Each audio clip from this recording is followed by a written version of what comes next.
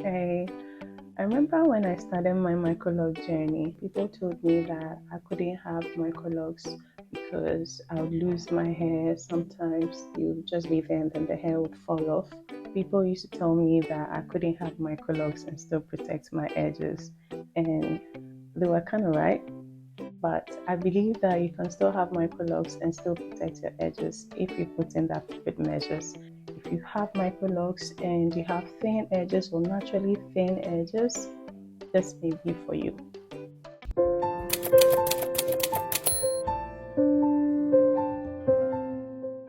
The key to having healthy edges when you have micrologs like mine is if you do not retighten your edges, just leave it alone. This is how I know that what I'm saying is true. Earlier this year, I'm going to link that video here for you to see. If you haven't watched it, you can take a look and see what I'm talking about. But then a summary of that is that earlier this year, I cut off a lock here, alright? So I noticed that the lock was hanging by 5 strands of hair. Meanwhile, when I started the lock journey, there were more than that, right? So I noticed that over time, that particular hair was thinning, right?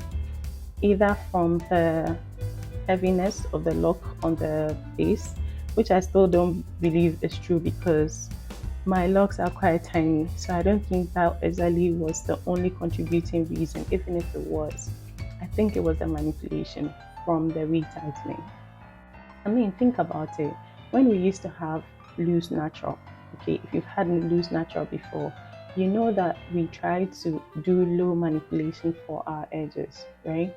So it makes sense here too, if you have micrologs, that it shouldn't be retightening or manipulating your edges too much. So what I did was that I cut off that lock, right? So if I push everything back, you can notice that there's like a missing portion here.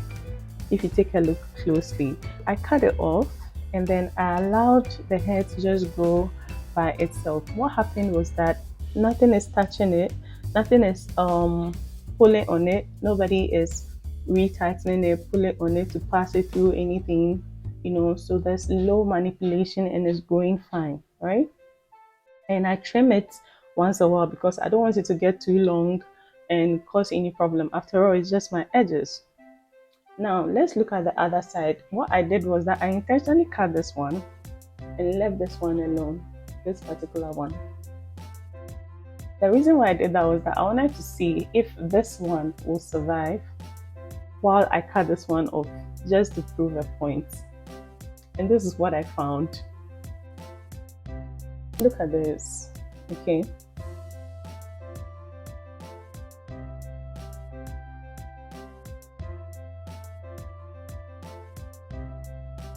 I don't know if you're seeing what I'm talking about, but look at the thickness of the lock generally. Look at the thickness of the lock, right? This is what I have naturally. And look at what it's having at the base. Look at it, they're so thinned out. Look at that hair strand there, and then look at how many I have here. You can literally count them. They're like 10 hair strands over there. But it wasn't like that before. It used to be thicker than that. So that proves my point that the more I retighten this particular lock, the thinner the base gets over time, right? It's been, a year and some months since I started my microlog journey. And if you compare with the other hairs or my other locks, look at the base. It's thick enough. Look at the bases. They're all okay. Let me just separate this for you to see. Look, it's thick, right? There's no hanging, there's no loss of any hair. So I noticed that with the hair on the edges, the hair there are quite thin. The hair here is a baby, literally. I think that's why they're called baby hair. They are literal babies and they don't deserve the manipulation we put them through. And that is why the hair there is like being lost every time we keep retightening our locks. What I've decided to do now is to just leave my edges alone. Especially if somebody else retightens your hair, because that person doesn't have time. They don't really know your hair, especially if you use different locticians. I mean, you can still go to the same locking place, but then different locticians are coming to do your hair. They don't know your hair as much as you do. So they don't understand that your edges are thin. So if there are others that are going to be manipulating your hair, the best to do is to just let them know that they shouldn't include these hairs in there. What I notice people do is that, let's say they want to retighten this particular hair, they pick this little thing here and add it to this, and then retighten. What happens is that that little hair you've added is going to be screaming, it's going to be suffering in this new retie you've done. Over time, it's going to break down because it's not as strong as what you have in there or in other parts of your hair.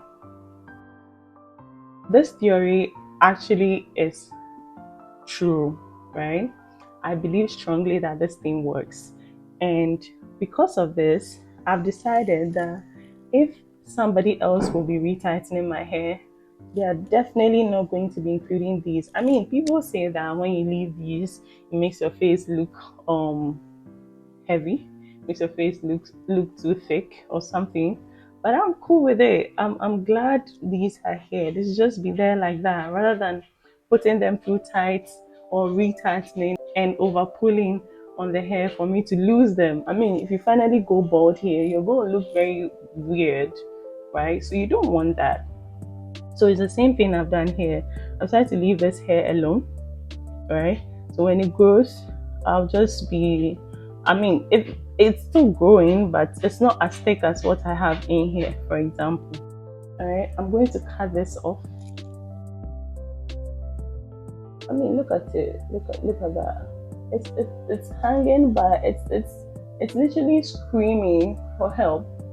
Okay, so you shouldn't be retightening something like this. Just cut it off. I mean, that there's another option where I could add it to this behind, but then it will still mean that I'll be manipulating this one and be putting too much strain on it. So I'd rather just leave it alone. So I'm going to cut it off, and I'm not going to retighten this anymore. I'm going to go ahead and just press and leave it alone. Okay.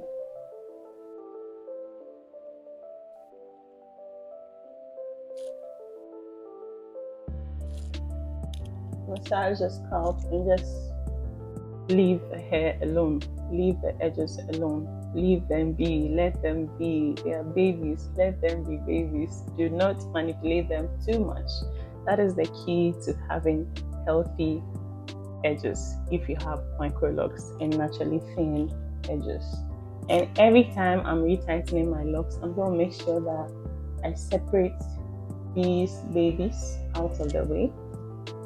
Here they are.